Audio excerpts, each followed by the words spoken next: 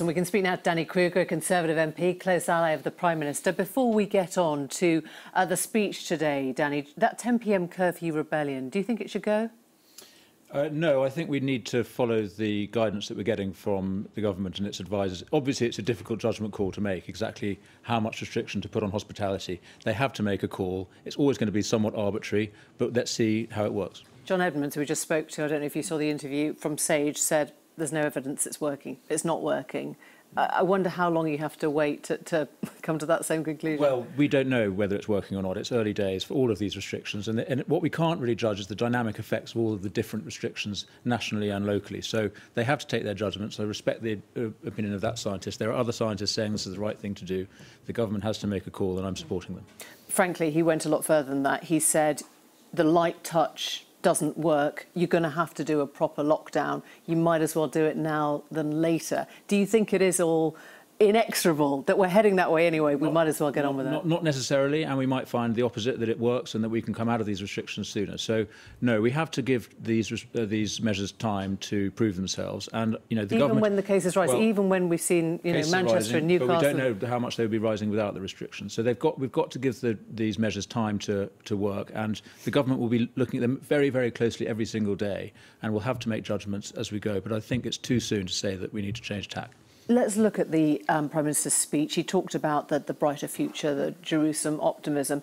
It is much harder for a Prime Minister to talk optimistically about the future when he's failed to deliver on the present. You heard people in that film saying there's a lot of fixing to do. There is a lot of fixing to do. This has been the most distressing and uncomfortable time. You can't imagine what it must be like for many of these businesses going through what they are, many people worrying about their jobs. The Prime Minister and the government are dealing with this enormous crisis on a daily basis, and of course mistakes have been made and are being made, but overall they are taking the best advice available, and they are trying to balance this terrible judgment between suppressing the virus and keeping the economy afloat. When you say are being made, what do you think are the mistakes that are being made now that could stop? We will only find out in the future. This is the problem, and it's very easy with hindsight now to look back and say, oh, we should have done this or that. We will be able to say that in a few weeks or months. I wonder whether you recognise that frustration of hearing the rhetoric of world beating this, test and trace, this whole idea of the moonshot, this whole idea of the projection of all those wonderful zero-carbon cars in 2030, when actually no government in the world is perceived to have handled this crisis worse, and we are facing the greatest economic downturn. I would challenge that. I don't think. Well, no, I don't accept that no government has done worse at all. And actually, we've been hit very hard by this virus because of the country we are, and we have to recognise that and take the steps in time to combat them. I mean, we started back in March with hardly any testing capacity at all. We now have 300,000 tests being performed daily, more than Germany, more than Italy, more than Spain. 16,000 of which have been lost.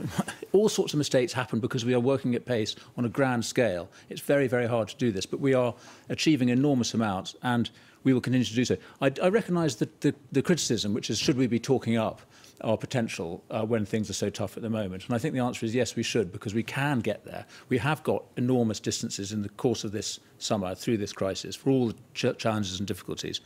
And we can do so again. And you have to set a goal and drive for it. You do have to set goals, but you could say one of the things that is absolutely on the Prime Minister's plate right now, after everything we've been through, is the care sector. Yeah. It's hard to ignore that right now, and yet he sort of paid one sentence of lip service to doing something about the care sector without any detail, without any sense that that was a primary concern. Now, surely you'd want, in a speech like today's, to hear from the Prime Minister that this was something that had hit hard, it's still hitting people hard, indeed. And you sort it out. Well, so there's an immediate challenge with the care sector, which is, can we ensure that people living in care homes are safe? And that is the overwhelming priority of the government, and they're doing an enormous amount to achieve that. But you ask about the future, which I'm glad about, because the government is committed to fixing the care system, which has been a generational challenge. From but it's going always back, been well, indeed. Committed to fixing. Well, and actually we heard today, it was only a short passage, but he talked about the magic of averages, and that refers back, I think, to Winston Churchill inventing the National Insurance Scheme 100 years ago, and he talked about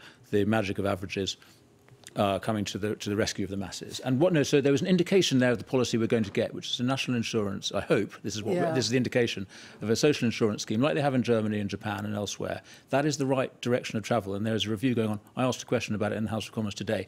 The government is absolutely committed to getting this right, but because there's always a Churchill quote, isn't there? And maybe you've got very acute hearing, but for most people, they didn't have that detail. They didn't hear any announcement, and the sense that we get time and again is that announcements are pretty easy, and delivery, as we've seen for this government, is very hard.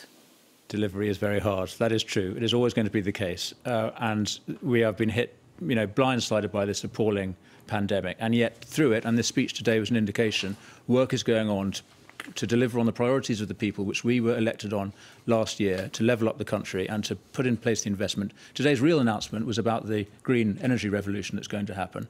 But within 10 years' time, all of our homes being powered by offshore wind. We are genuinely going to be the world leaders in that, because we already are. We're just going to ramp up that capacity, create 60,000 new jobs. When we fix what is on our plate now.